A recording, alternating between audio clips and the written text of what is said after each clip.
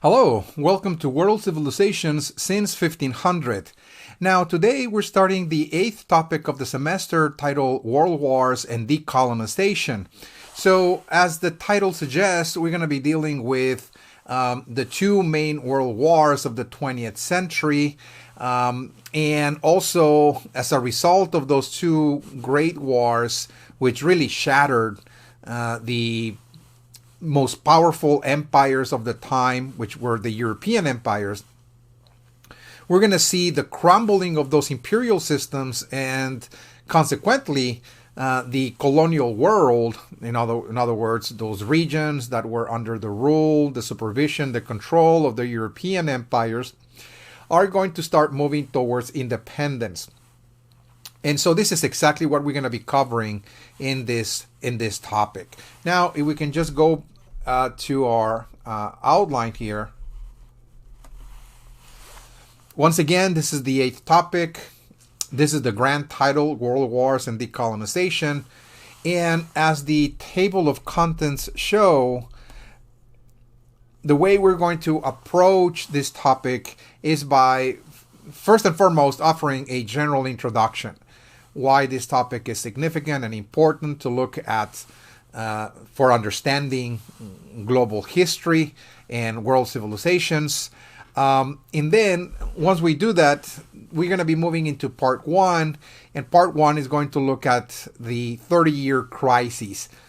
What is the 30-year crisis? Well, this is the time span that comprised the First World War, which started in 1914, followed by an intermediate period, if you will, pause from 1918 all the way to 1939. But in that pause, we're going to see another crisis, and that was the Great Depression. By 1939, there will be yet a Second World War, something that will span all the way to 1945. So again, historians call this period of time in global history, really the opening act of the 20th century, as the 30-year crisis. And this is extremely significant for understanding the shattering of European imperialism. This really marked the end of European imperialism.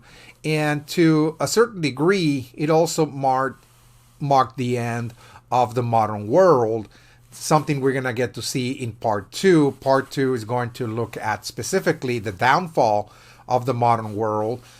This doesn't mean that modernity comes to an end, but this is really the decline of this worldview, something that we started looking at in previous topics. For example, when we looked at the fourth topic, the Age of Revolutions, that gave us the modern world, we looked at all that, again, the capitalism, for example, elected government, representative government. We looked at the ideas of enlightenment, the liberal ideas, and so on. We looked at that quite thoroughly. So all of that, which Europe embodied and typified, all of that world, which was called modernity, is now entering a phase of decline. And again, we're going to get to see in part two how thinkers, scholars, philosophers, historians, psychologists of the time were really assessing this downfall. Why do they consider the 30-year crisis as a pivotal event that really marked the end of the West and the beginning of the end, in other words, from their perspective. Now, this is really setting the stage for part three, because part three is going to look at decolonization.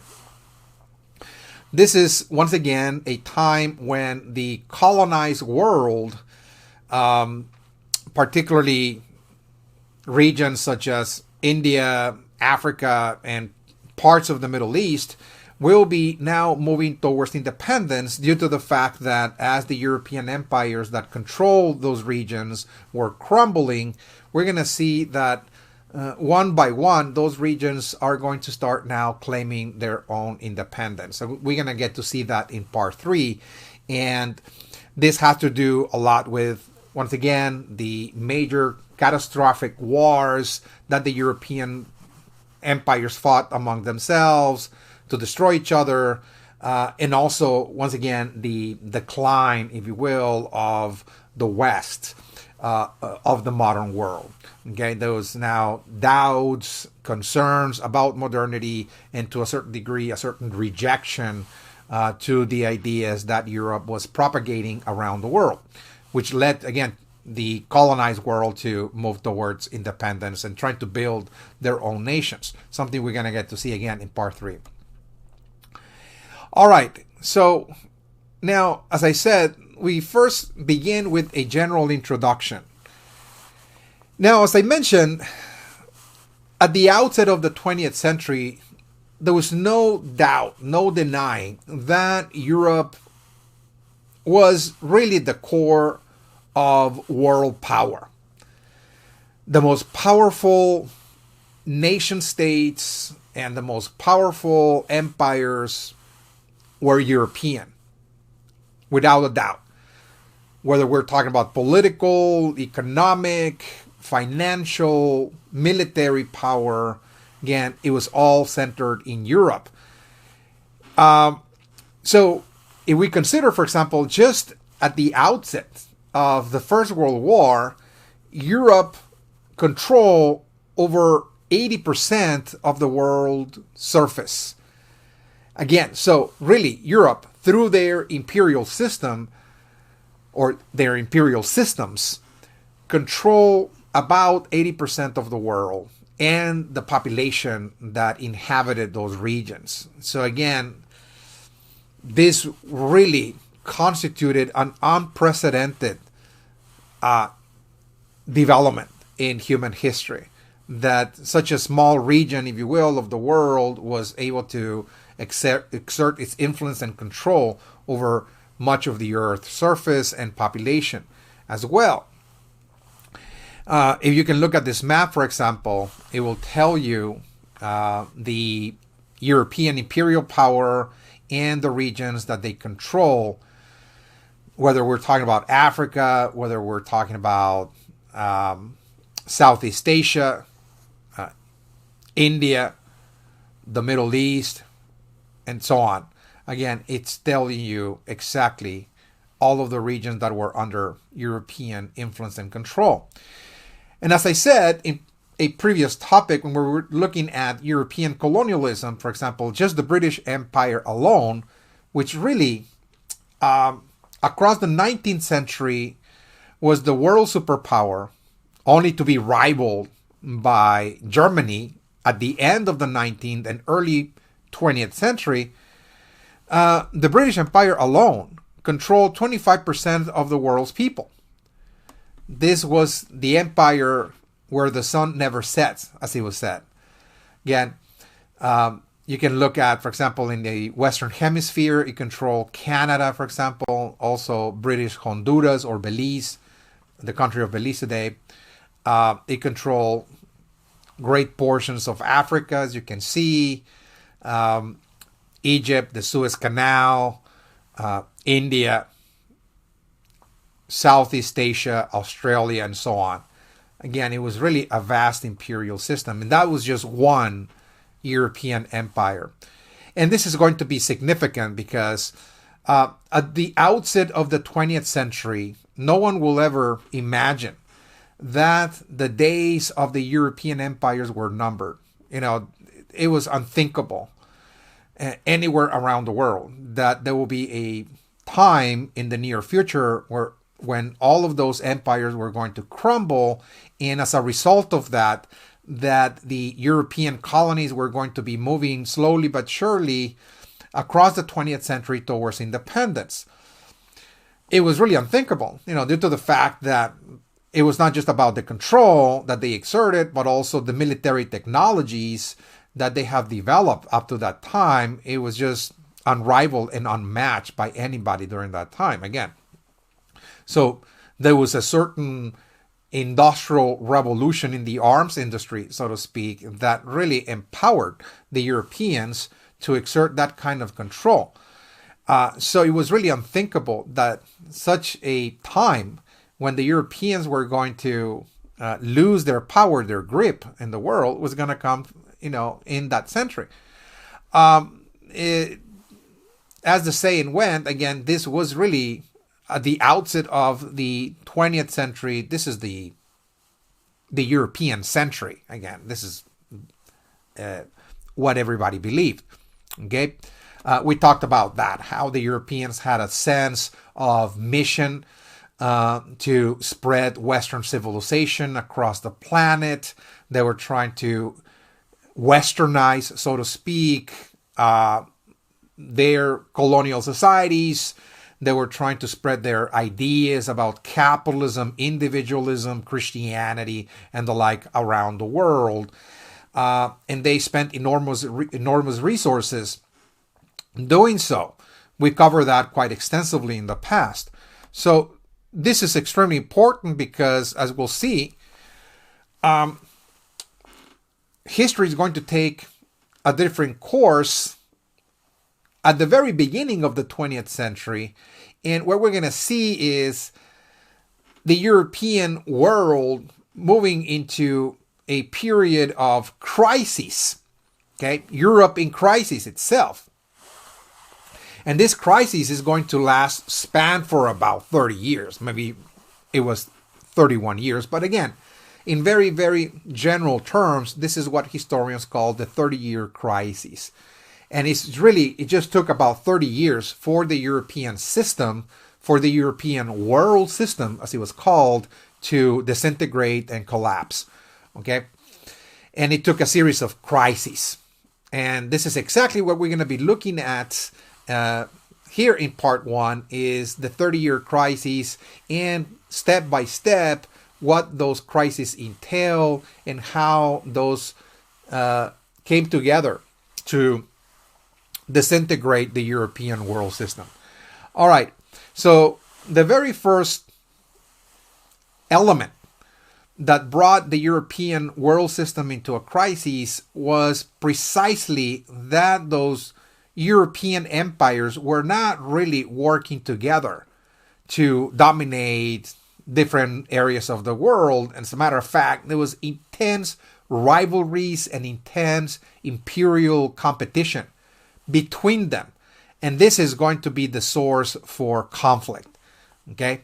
So each one of those empires, whether we're talking about the French or the British, the German, for example, Russian, Austro-Hungarian, and such, they were acting independently, and they were seeing each other as rivals to be combated, to be displaced, and if that entailed really moving into an all-out war, well, so be it. Again, and so we're going to explore the reasons why this was so, who were the major players here in this intense imperial competition, and what kind of ideas moved them as well, because it was not just material gain, material benefits and resources and wealth, but also, again, a certain mentality, a certain ideology. Again, we're going to get to see that as well in this section. So keep in mind that we're talking about certain kinds of empires to begin with, something we assessed in a previous topic, particularly when we were looking, for example, at the new imperialism in the sixth topic, for example, the industrial empires. So in reality, what we're actually looking at when we're looking at, for example, at the 19th century, early 20th century, is a series of industrial empires that were set off on this race to compete with one another over resources and markets around the world. So this was indeed an industrial race to begin with. And here, to synthesize the picture, there are a series of players that are going to be the major movers and shakers, so to speak, of the European system. And they're the ones that really are confronting each other to the point that they're going to be the major opposing forces in the coming wars. And here, first and foremost, we're looking at, on one hand, Great Britain, and on the other, Germany. Okay, the British Empire and the German Empire. Okay, it is really here where we see a major opposition to the British Empire. I mentioned that without a doubt, the 19th century belonged to Britain. Again, Great Britain was the world superpower throughout the 19th century. There was no denying about that. It was unrivaled, unchallenged. They were so far ahead in their industrial revolution. That included, of course, advanced technology, scientific development, and so on, foreign investment, and so on, building colonial systems around the world. They were unrivaled. But in 1871, they are going to be rivaled by the emergence of the German Empire. Okay, we see the unification of a series of German principalities. There were about 16 German principalities in Central Europe that came together, unified, and they created the very first unified German state. This was not a democratic state. I mean, this is not really a nation state. And they came together to create an empire. Okay? So we see the emergence of a unified German state, and is headed by an emperor. Again, it's really an imperial system. And they were ambitious because for the first time, they are coming together and they're going to now unify all their wills, their forces, and they also, just like Britain, want to move out into the world and seize strategic territories that will enrich their industries. They are indeed going through their own industrial revolution in the 19th century, and just like any other industrial nation that is developing their industrial base, they require certain mineral resources to successfully industrialize, also markets. So we see that in the 1880s, we cover that, of course, in the past. The Europeans are moving into Africa. This is the partition of Africa. They're in pursuit of mineral resources, particularly they're looking for lumber, rubber, zinc, and copper, iron ore, coal, for instance, among other products, in order to fuel their industries. And so the Germans are also moving into the African continent as early as 1884, 1885. Again, they're also establishing their own colonies in Africa. As you can see here, the region here in brown are the ones that are colonized by Germany. So they are indeed entering the imperial race, and they look around and they see that the French and the British, of course, have greater participation in African colonization. As you can see, the area of blue in the northwest is colonized by France, and the area of pink by Great Britain. So they feel that they're minor partners in this process. And once again, they're not really cooperating with one another. Okay, this is not a shared planning in which they are cooperating and sharing resources and so on. Again, they're not. So the Germans indeed feel a little bit left out. They would like to have a greater, participation, more territories to be mined and exploited by their companies or corporations.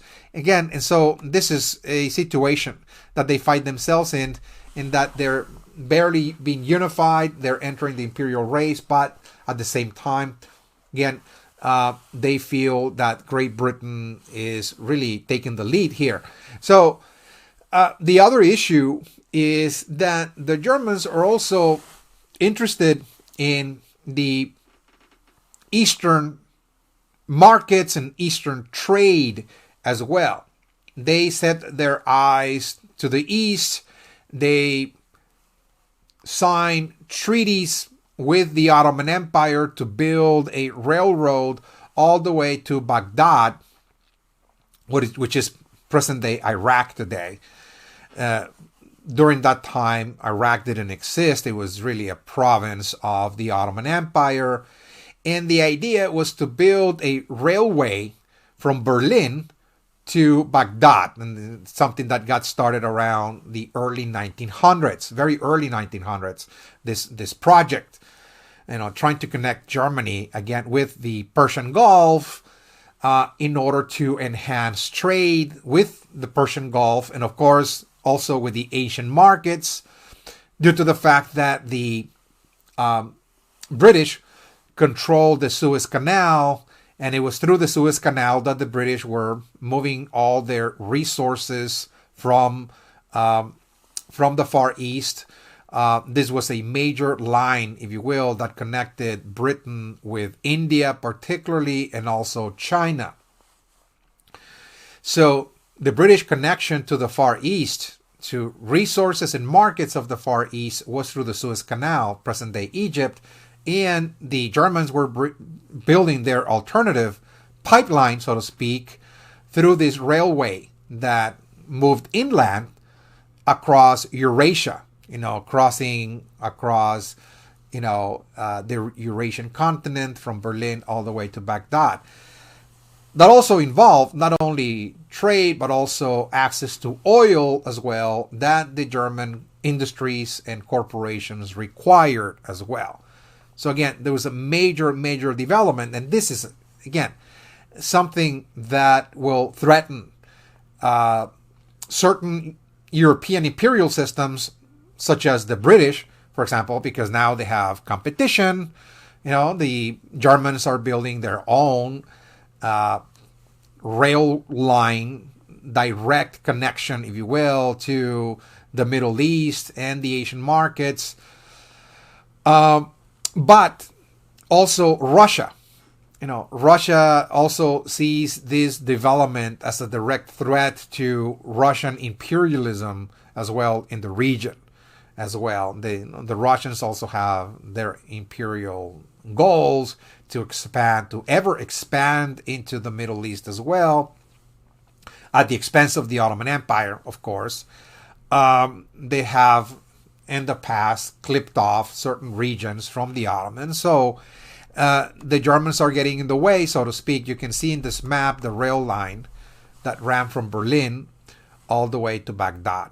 Okay, so the Germans do pose, a certain threat. They are indeed now competing with the conventional, traditional powers in Europe, particularly the British, but also the Russians. And of course, this is going to bring the British and the Russians together, so to speak. They are confronting a new player in European power politics, and this is going to bring them again into an alliance, something we're going to get to in just a few moments. But again, this is extremely important. The emergence of the German Empire is going to build the stepping stones towards the kind of imperial competition and rivalries that are going to set off this crisis. Again, that the British were uncontested in the past, and now they are facing a very powerful and ambitious European empire. Now, that also involves competition between corporate interests. The fact is that each empire have their own trading companies or corporations, so to speak, in which their own states are trying to protect overseas. This is, again, what is occurring during this time is that the European state systems are crafting policy to provide protection to their own corporates or corporate interests, corporate entities, corporations, in other words, overseas, in order for those entities to gain a competitive advantage over their rivals. To see certain resources, mineral resources, materials, markets, and the like. Again, this is, what is at stake. So the states are not doing this for the sake of enhancing the state, which, of course, that is important, but it's also, again, they're doing this in order to enhance the wealth, the power of their own corporations as well. So the German and the British corporations at the end of the 19th and beginning of the 20th century were really the most powerful and the largest corporations in the world. Just to give you an example, the two largest chemical companies, for instance, were British and German. So they were competing with one another. We see corporate rivalry or corporate competition at play here. Okay? And so this is very, very important because corporations will be influencing, if you will, policy making in Britain and in Germany in terms of the kind of attitudes, the kind of policies that each state is going to craft regarding, for example, in this case, conflict, whether we're going to be moving towards conflict or maybe negotiation and peace. Well, again, things are escalating. There are tensions building up, year by year, and this is going to reach a boiling point in 1914, as we'll see. Now, what is also very interesting to note is that German foreign policy, when it came to crafting policy overseas, Germany was extremely, extremely aggressive. This doesn't mean that the British did not craft aggressive foreign policy. They did, of course. This is how they were able to move into Africa and India and beyond. As a matter of fact, but the Germans felt even more pressure to move outwards than anybody else because they internally lacked a domestic market. Meaning that while they were industrializing, and this is true, they were very successful at doing so, building steel plants and railroads, factories, etc. Indeed, they were industrializing.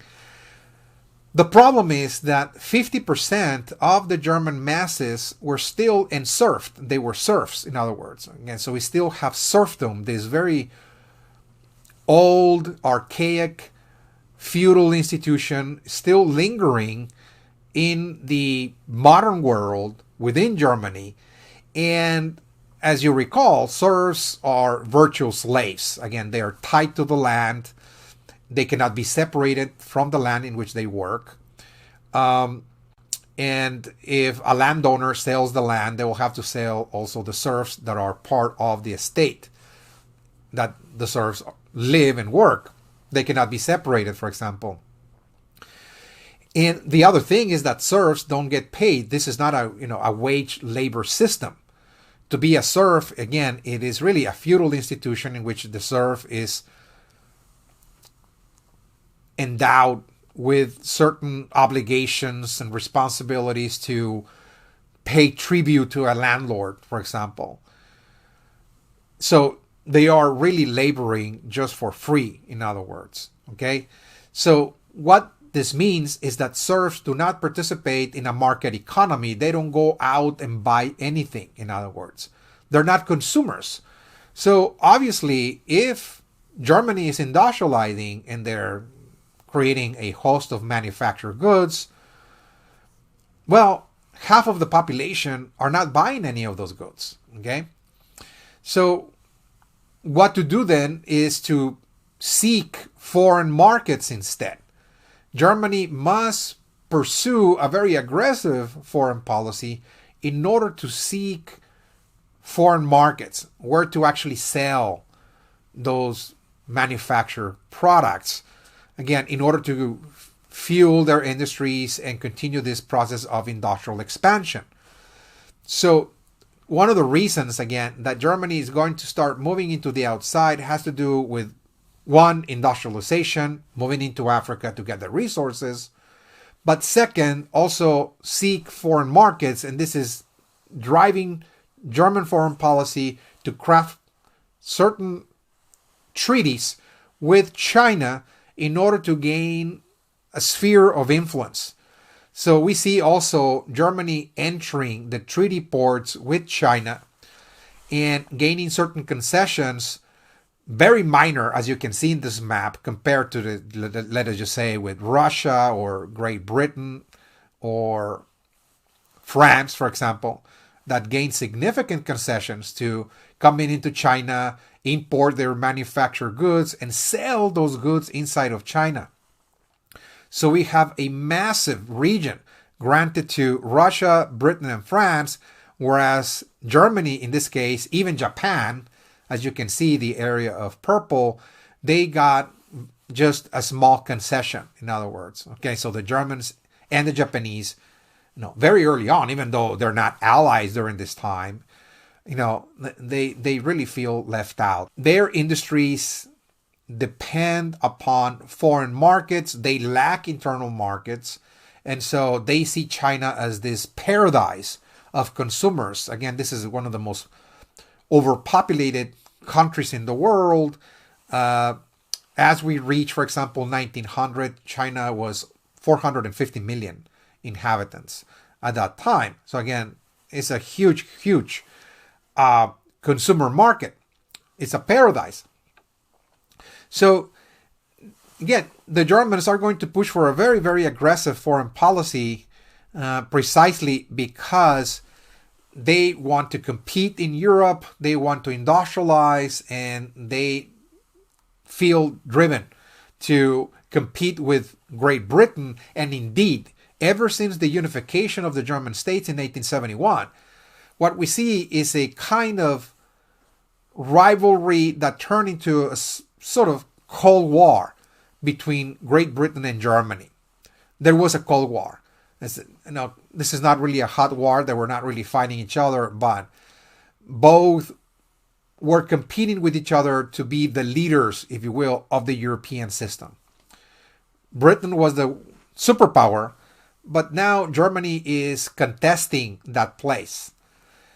And although they're not fighting necessarily before 1914, they are engaged in massive competition, trying to prove that they were the most advanced industrial power. Britain was the most advanced industrial power by far, but Germany was catching up. And also, they were catching up in scientific and also technological development. The Germans were really committed to invest every resource at their disposal to scientific and technological development. Okay? The German scientists, in other words, were really sponsored by the German state. They sponsor all kinds of research, and what we see is a great deal of innovation taking place in Germany. Okay, one of the greatest physicists and mathematicians at this time were in Germany. Consider, for example, that Albert Einstein came from this German community. Just to give you an idea. So they were really, really, again, nurtured. They were sponsored by the German state because this is what Germany was attempting to do, is be number one, in other words, in everything. Industry, scientific, technological development and such. Now, the other players that are going to also have a very significant effect in the events that are about to unfold in Europe were Russia and Austria-Hungary. At least here, leading to the First World War, will be Russia and Austria-Hungary. Of course, Russia will continue to be a major player, even when we look, for example, at World War II, and even beyond the Second World War. Across the 20th century, the Soviet Union, again, will continue to exert significant influence in the European system. But initially, when we look, for example, at the latter part of the 19th century, we see Russia, the Russian Empire, and the Austrian-Hungarian Empire entering into this period of rivalry and competition, particularly over a region of Europe. And we're talking about southeastern Europe. This is a region called the Balkans, for example. Both empires were neighbors, but the difficulty of those two empires is that while they were trying to industrialize, they were really just barely in the late 19th century developing their industrial economy. They were really falling behind of everybody else. So they were trying to catch up, again, with the Western powers. But their difficulty is that they had no access to the sea. And this is important because if you were to successfully industrialize, well, you need, like I said, resources, particularly those coming from Africa across, the Mediterranean Ocean. And you also need markets. And so you need a port. If you are to export your manufactured goods, well, you need a port for the resources to come into your empire and also resources to flow out, manufactured goods. And the only access to the sea, so to speak, that was strategic, that will provide a direct line to Africa and the Asian markets was the Mediterranean Ocean. So that implied expanding into the Balkan region, the so-called Balkans, and through that, gaining that access, if you will. So we see intense competition between the Russian Empire and the Austrian-Hungarian Empire, as both are moving pieces, so to speak, of the chessboard in order to position themselves closer and closer to that goal. And one of the strategies that the Russian Empire used was to sponsor the creation of a friendly kind of sister state in which the population that lived in that region were Slavic. Again, those are the Slavic populations that are just identical to the ones living in Russia, for example, the Slavic population. And what they did is that they successfully sponsored the independence of Serbia in the 1870s. Serbia was under Ottoman rule previously, so the Russians came in and rallied the people and provided also support for a war of independence, and they created the independent state of Serbia. Now, by doing this, the Russians plan to continue using, in this case, Serbia, to continue expanding into other regions, particularly Bosnia. As you can see, Bosnia is just right there again in the coastline in the Mediterranean world. And so this is, again, something that Russia is doing in order to gain access to the sea. Now, the Austrian-Hungarians are doing something similar, and that is that they're expanding and they're colonizing. They're not really sponsoring any independence movement, but what they're doing is that they're expanding their imperial control over southeastern Europe, the Balkans, and they colonize Bosnia around the same time in the 1870s as well. And they turned Bosnia into a de facto Austro-Hungarian colony. And this is going to really build tensions in the region. The Serbian state is really trying to annex Bosnia. They're sponsoring and fueling revolutionary upheaval in Bosnia, trying to seek the independence of Bosnia, so later on to annex it into Serbia. And with that, of course, we have an access to the sea granted to the Russians, of course.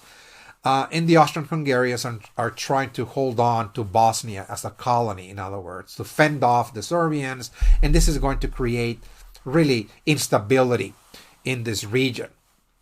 Okay, this is really a hot spot. As a matter of fact, this is going to be the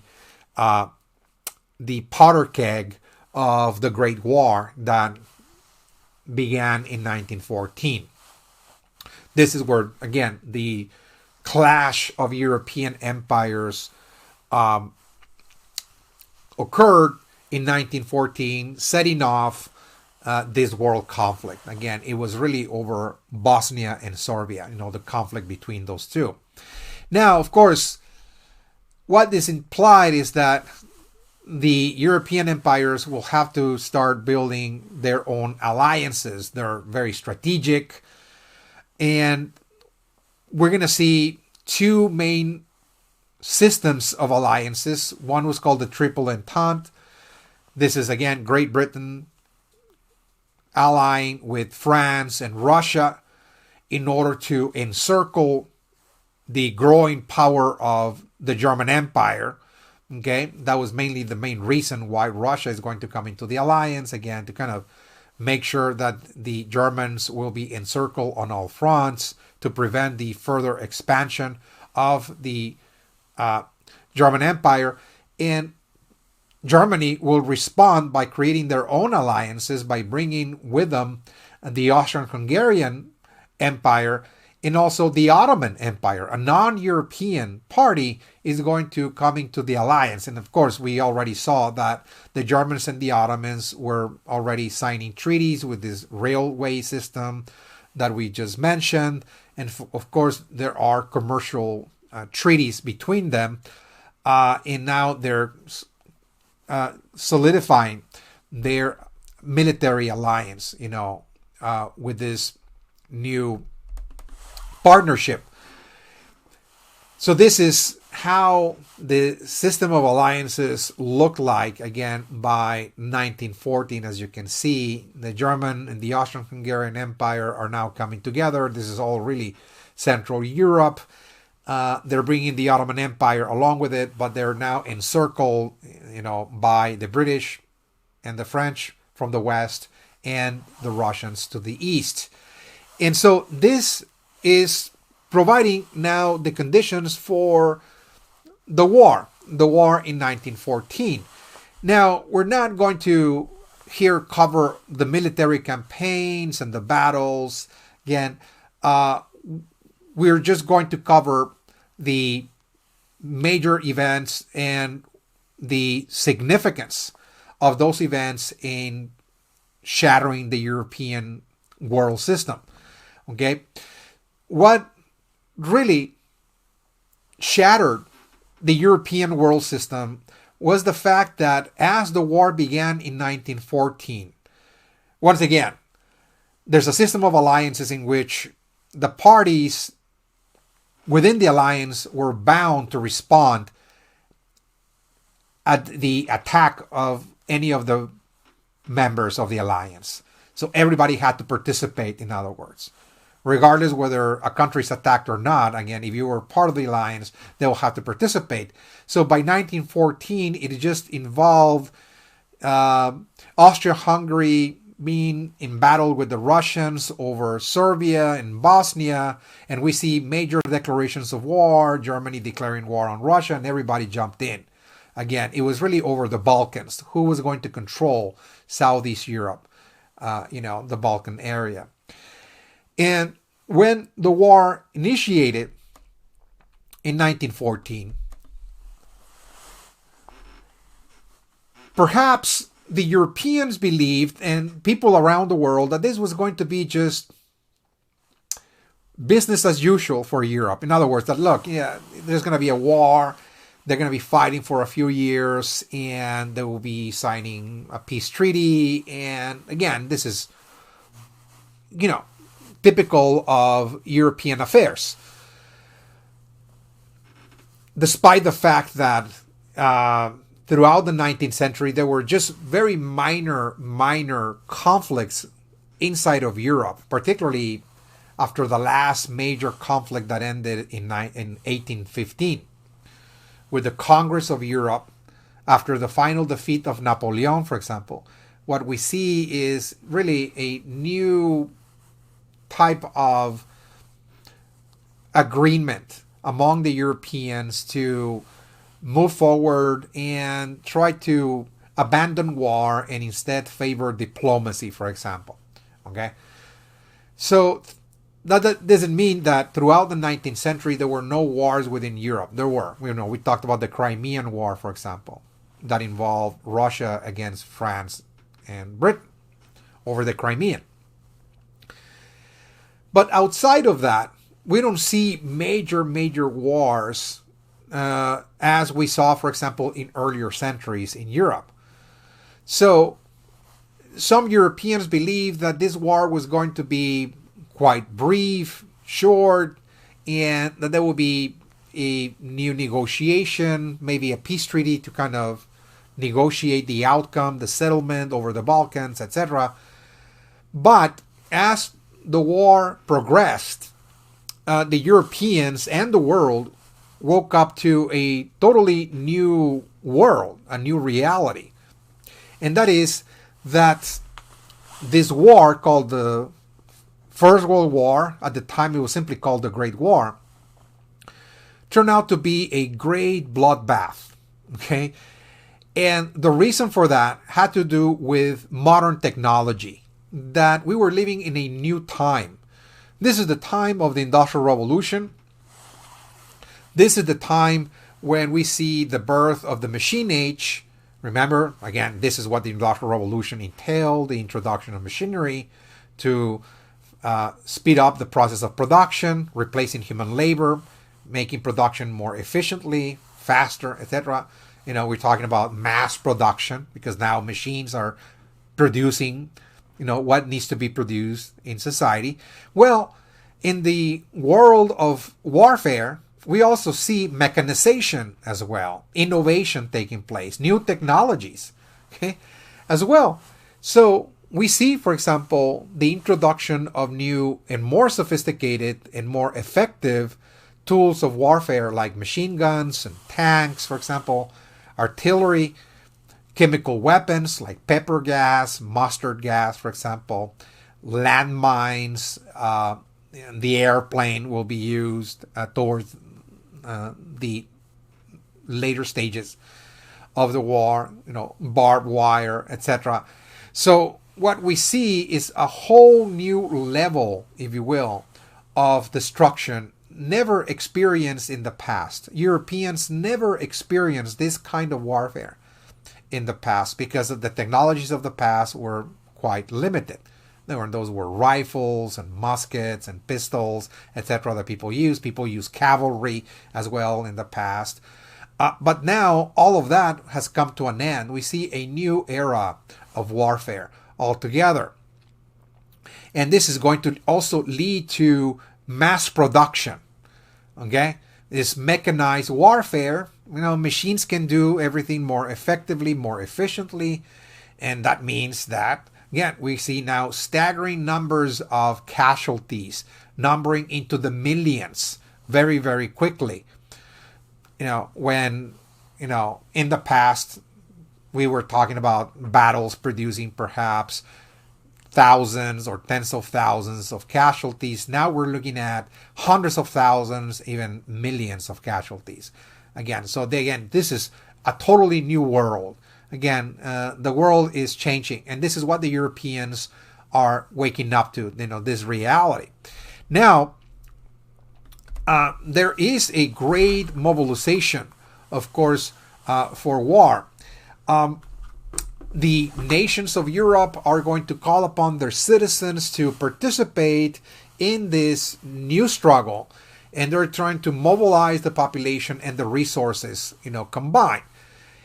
And in order to do that, of course, they appeal to a sense of nationalism, but it was not just nationalism. And not just, again, the idea that, well, you were born in this country, you're a Frenchman or you're German, etc. But rather that we are a very unique people.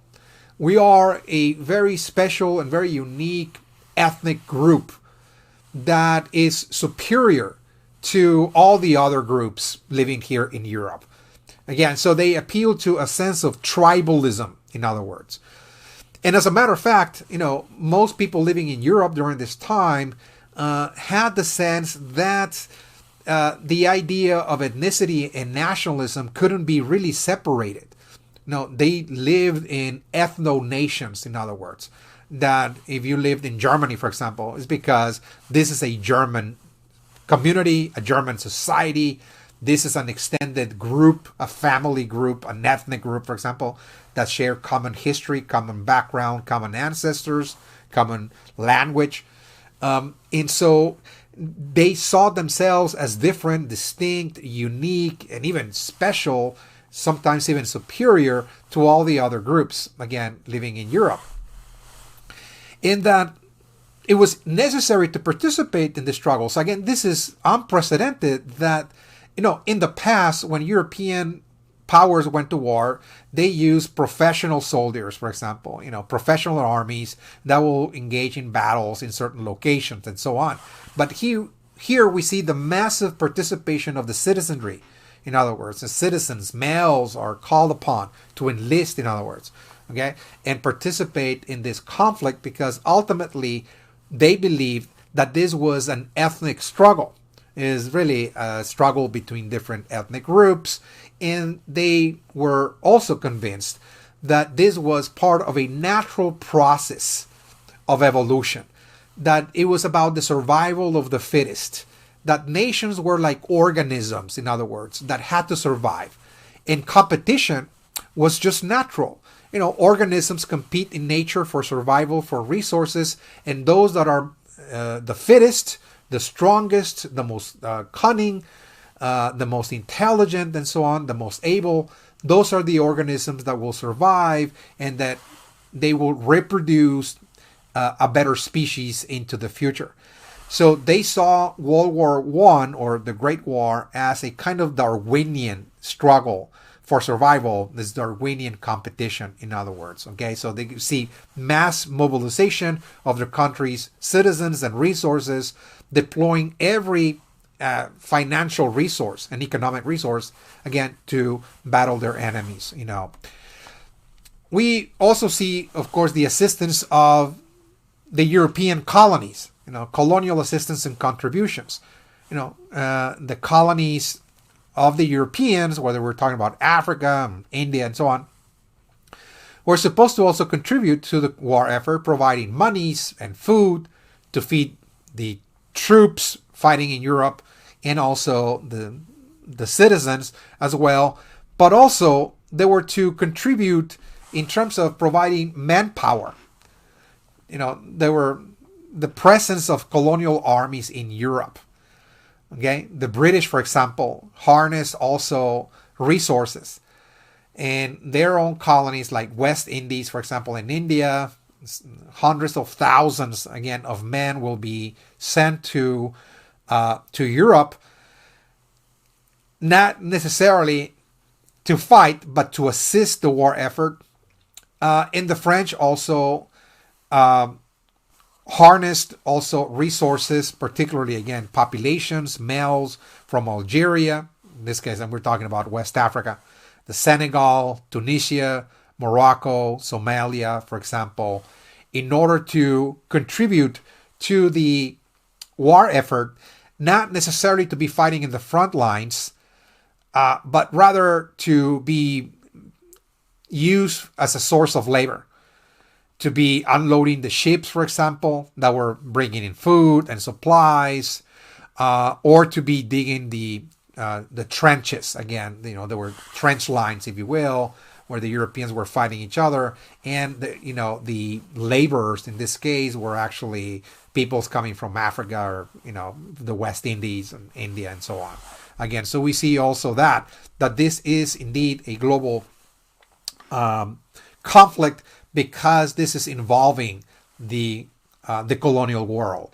Okay, so the Europeans are fighting to outstrip their rivals from colonies, whether we're talking about colonies in Africa or concessions in China or access to the sea in the Mediterranean Sea in Southeast Europe.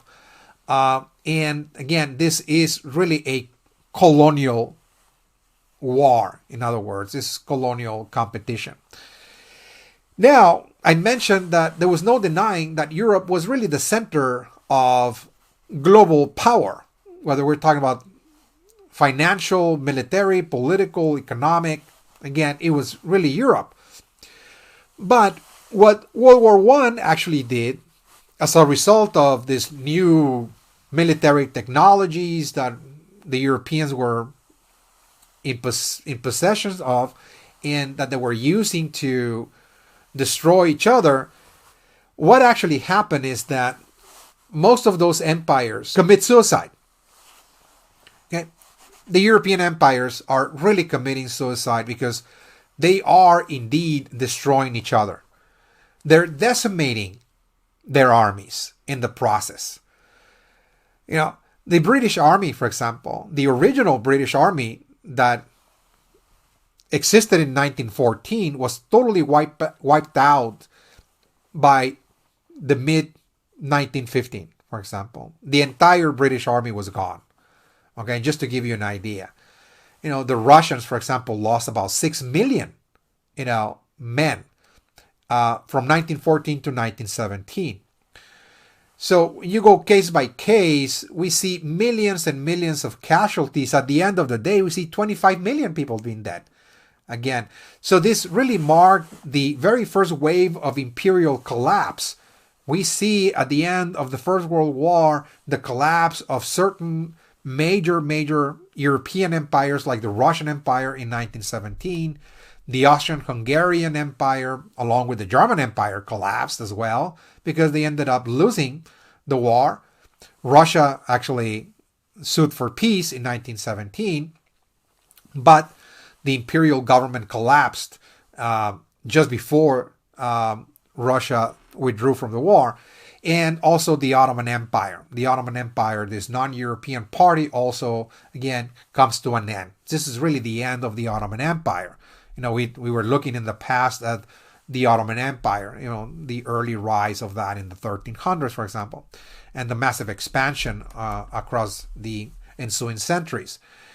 Now, the other significant moment that really shook the European world system, and really many nations around the world as well, was a major global economic crisis that occurred across the 1930s, something that started in 1929, and we're talking about actually the so-called Great Depression. Now, the Great Depression was a global crisis, through and through.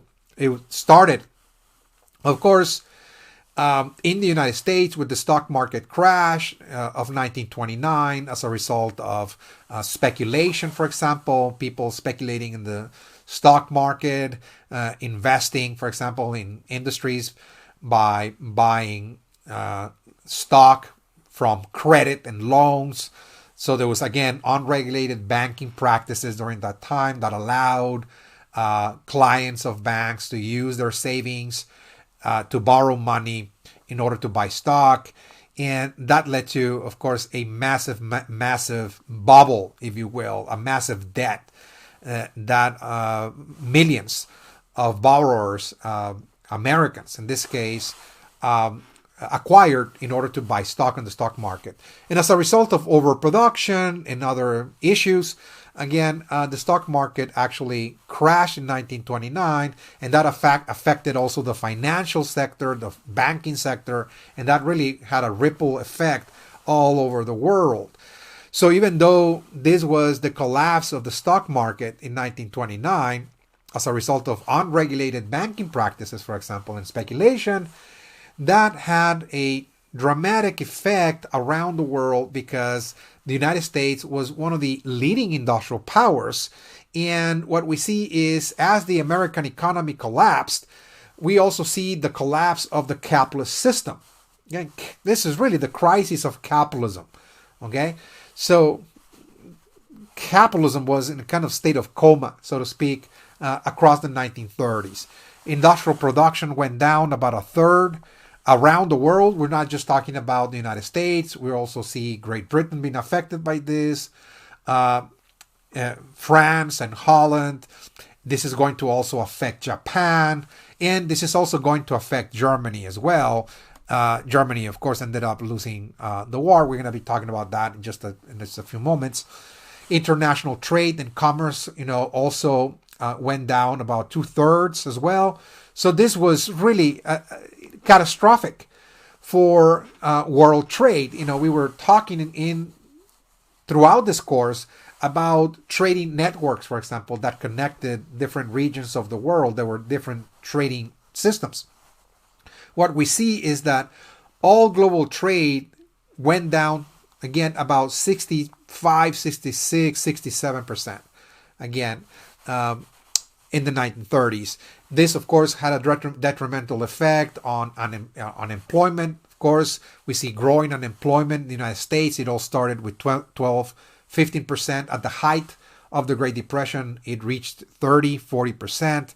And of course, famine as well. We see famine striking not only North America, parts of Latin America also were affected by famine, Africa, and also parts of Europe. Europe had been ravaged, of course, by the First World War, and now they're affected by the Great Depression. So one of the consequences of the global economic crisis is the rise of autarky. What is autarky? Well, autarky is the notion that nations were moving inward. They were trying to stop all form of trade with the outside and trying to save their own resources for their own populations to become totally self-sufficient, totally economically autonomous. So they will not depend on anybody else. Again, so this idea about sharing or sending resources to other areas or trying to trade, again, all of that is going to be significantly affected because nations are totally trying to survive. They're on survival mode and they're keeping to themselves every bit of resource at their disposal. Again, so this is another, moment of crisis that is going to create the sense of scarcity across the 1930s. And scarcity, of course, creates anxiety. And out of anxiety, people, of course, start thinking about alternative solutions to economic and political problems. In other words, people become so anxious about the world that they inhabit, they become so uncertain, that they lack the essentials of life, and people in that state of mind become ever more aggressive, and they start really thinking about, radical solutions that involve, in many cases, repression. And that is, again, number three, another critical element of the 30 years crisis is the rise of fascism. Again, the rise of totalitarian regimes. We're going to see that. Again, it's a phenomenon of the 1930s, particularly at the height of the Great Depression. What we're going to see is a series of societies that were very conservative, let us just say ultra-conservative, more than conservative, in other words, highly traditional societies were resolved to address some of the problems that affected their own nations, whether we're talking about financial problems, economic problems, or problems dealing with culture and society, the disintegration of traditional families, traditional values, for example. And they resolved to implement a kind of regime that was going to rule society with an iron fist in order to get the country together. In other words, to save the country, to provide for the population, and at the same time, to save those lost and abandoned traditional values as well. Those were societies that traditionally had highly repressive social systems. Again, that they themselves internally, even before the crisis actually started, they themselves internally had a long-standing tradition of having political and social systems that were very, very repressive. So when the crisis hit, again, of the First World War and the Great Depression, they opted to implement a very repressive form of government to solve the problems that, from their perspective, were created by modernity. They blamed, in other words, modernity for all of the ills affecting their countries. Again, so first and foremost, understand that, again, fascism is really a reaction against modernity. It is, again, coming from very ultra-conservative environments, very traditional, and also highly repressive, that they see modernity as an ill, in other words. Okay? Particularly, they see in modernity several issues, several problems. For example, what kind of problems are we talking about here? They believe that modernity had created certain values that were contrary to their own cultural traditions, such as, for example, equality. The fact is that the fascist societies we're going to get to see, particularly Germany and Japan, were very centered on the idea of hierarchy. This idea that, society is composed of groups that are ranked from top to bottom, from superior to less superior, all the way down to, let us just say, inferior. Okay? That they believe that this was the natural order of organizing society, that we always need at the very top leaders that are very strong, very determined, courageous, and so on. We need those kinds of leaders, whether it's in the family, whether it's in the state, whether it's in the church, whether it's in the village. We need, again, a leader. And from there, we see, of course, a group of people being subordinated to them in a kind of chain of command, all the way down to the common person, to the serf, to the peasant, to the villager, in other words. Okay? So modernity, for example, in this case, introduced the idea of equality. This idea that, all people are created equal. I mean, this is really coming from the Enlightenment, for example. The Enlightenment and also the French Revolution, if you recall, were actually phenomenon in Western Europe that introduced for the first time this idea that all human beings are created equal.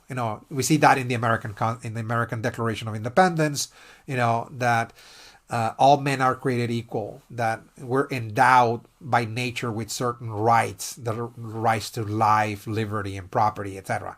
Again, those were, ideas that came from the Enlightenment, the ideas of universal equality. But what those traditional societies, such as, for example, Germany and Japan, believed in is that those modern ideas of equality had produced conflict in society, that it had upset the balance, in other words, within society, that people are suddenly trying to challenge their betters. They're trying to challenge those above the hierarchy. Serfs are challenging the landlords. Workers are challenging the industrial masters, their supervisors, the management, for example. And there's class conflict, in other words. The lower classes want to be equal, with the upper classes. Okay, peasants and workers want to be equal with landlords and industrialists, for example. Okay, and so that created this so-called class conflict. Ideologies such as socialism and communism. Those two ideologies are trying to seek a more equitable, if you will, distribution of resources. Well, again, in those kind of hierarchical and very traditional societies, hierarchy is the norm. Hierarchy is natural, and one should not challenge their betters, in other words. So this creates instability in society. So again, those societies are going to reject outright those kinds of ideologies. They see them as detrimental to social order, for example. And we see the rise, of course, of socialism and communism, particularly in Europe. And this is going to lead to the rise of fascism, because fascism is trying to counter, if you will, the growing presence, if you will, of socialism and communism, in other words. We also see equality movements in the world of gender. There's changing gender roles as we see women now asking also for rights. We see the women's liberation movement, and women are also now freeing themselves from male domination. They're gaining the right to vote. They're stepping out of the household to go out and work. And they want also to be treated equally alongside, again, with men. So we see the rise of feminism, for example, in Europe and also in North America. But here, again, fascism is really, again, emerging in places like, Central Europe and also in Japan. And this is also a reaction against feminism. The fascists, are arising as a result of women acquiring more power, the so-called feminists, which they blame for producing a higher rates of divorces, again, in their traditional societies. That women are stepping out of line, in other words. They're challenging their betters, males in this case, and they're now striking for divorce, and they're breaking up the traditional family, in other words. So they see social disintegration because of this idea of equality among the genders, in other words. Okay? So the family is being lost in the process. And of course, excessive freedoms as well. They believe that modernity brought this idea of civil rights and human rights and so on, kind of allowing individuals to express themselves, to pursue their own self-interest, to be free, in other words, to think and to act in whatever ways they want.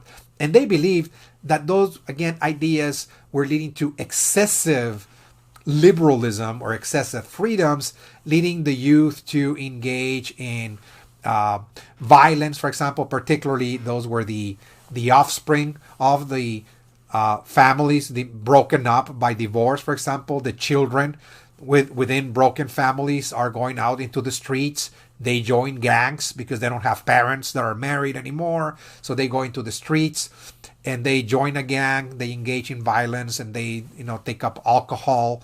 There's the rise of alcoholism, and of course prostitution as well. Because in the name of freedom, again, society was disintegrating because people are pursuing their own selfish interest, in other words, in the process. So again, there's going to be a pushback against those liberal values in terms of, for example, Germany and Japan trying to backpedal, if you will, some of those changes that were taking place in society. The equality movements, centered on this idea of class conflict, for example, changing gender roles, or the excessive freedoms. And again, we see fascism emerging in highly conservative environments and also very repressive, such as Germany and Japan, for example. Okay, let's start with Germany, for example. Germany, it is a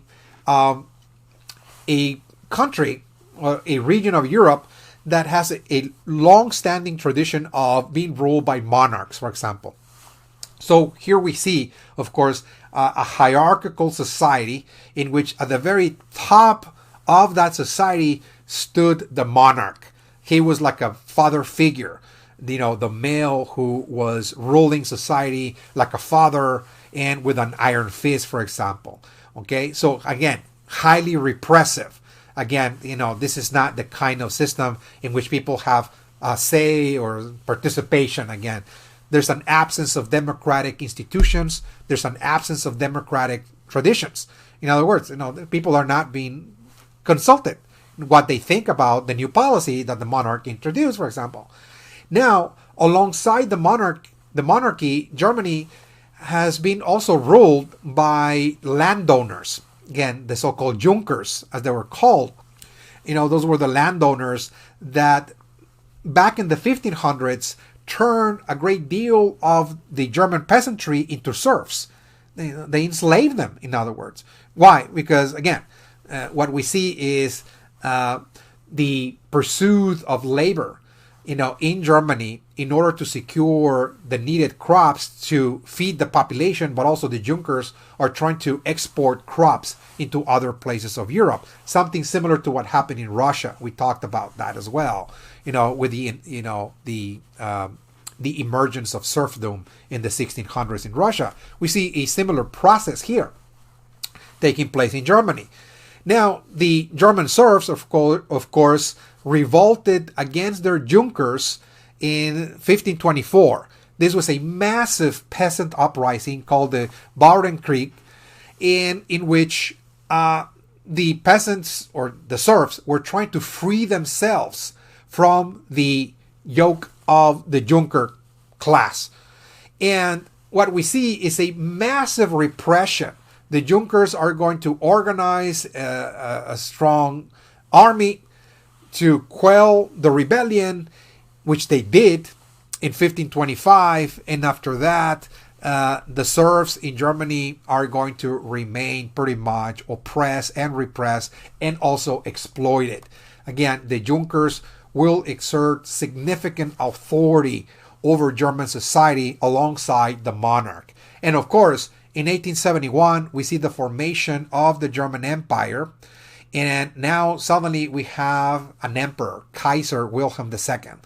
Again, he is now the father figure, the individual at the very top of this gigantic pyramid that encompasses the entire German society. And he's really at the top of this pyramid. And he's ruling society with two main groups. The Junkers, the landowners, and they're the most powerful social class in Germany, along with the industrialists. So although Germany was industrializing, despite that fact, the Junkers remain the most powerful economic force within Germany. And both the Junkers and the industrialists both denied democracy to the masses. Again, they repress labor and also peasant uprisings or peasant unrest. So again, the masses remain repressed across German society, even into this new period of German history after 1871. So it's again a highly repressed social system, and is very, very hierarchical as well. Now, of course, this nation experienced humiliation and cultural change. This is a nation that was defeated in World War I. So that's another, again, factor that led to fascism, is the fact that the German Empire was defeated, and as a result of this defeat, the German Empire was disintegrated by the peace treaty that ended the First World War. It was the Treaty of Versailles. The Treaty of Versailles was meant to punish Germany. It blamed Germany for the war, and it made Germany to pay the Allies for all the destruction that they had caused. Again, billions of dollars. Again, billions of dollars were to be paid to the British and the French for all the so-called destruction, they created. They're called war reparations, and they're humiliated because their colonies were taken away. Their African colonies, their concessions in China, they lost the entire empire. And of course, internally, it was dismembered, the nation of Germany as well. Again, so they suffered massive humiliation. And also, of course, we see this process of cultural change, as we'll see, that is also going to accelerate, of course, the loss and abandonment of cultural norms and traditions. Now, all of this was compounded by this massive economic inflation, or this economic crisis that Germany experienced just after the First World War. The German economy collapsed. Again, in the 1920s, the German economy totally collapsed, and we see massive hyperinflation. So Germany entered the Great Depression about a decade before the Great Depression occurred in 1929. So we see massive hyperinflation, and that was caused as a result of foreign capital flowing out of the country. In other words, all the investors that had monies invested in Germany prior to the war, they withdrew their funds. We see a massive exodus of capital, and also the war reparations, all the monies that they needed to pay the Allies. All of that combined, again, set off massive hyperinflation to the point that there was about 10,000%, inflation in Germany. Again, so the German economy was in shambles. The German mark The currency was totally worthless, totally useless. And again, that really created the conditions again for anxiety, for desperation, for the need for redemption. In this case, I mean, this really again was compounded by the Great Depression that hit the world in 1929. Germany was also affected by that, and this really shattered the middle class. Again, the German middle class was totally shattered, and the savings, for example, of the middle class was evaporated, and this is going to set off, of course, a series of events within Germany that is going to lead to the rise of totalitarian regimes. In this case, we're talking about Hitler and the Nazi Party. Now, we have run out of time. When we come back, we're going to proceed looking at the rise of fascism.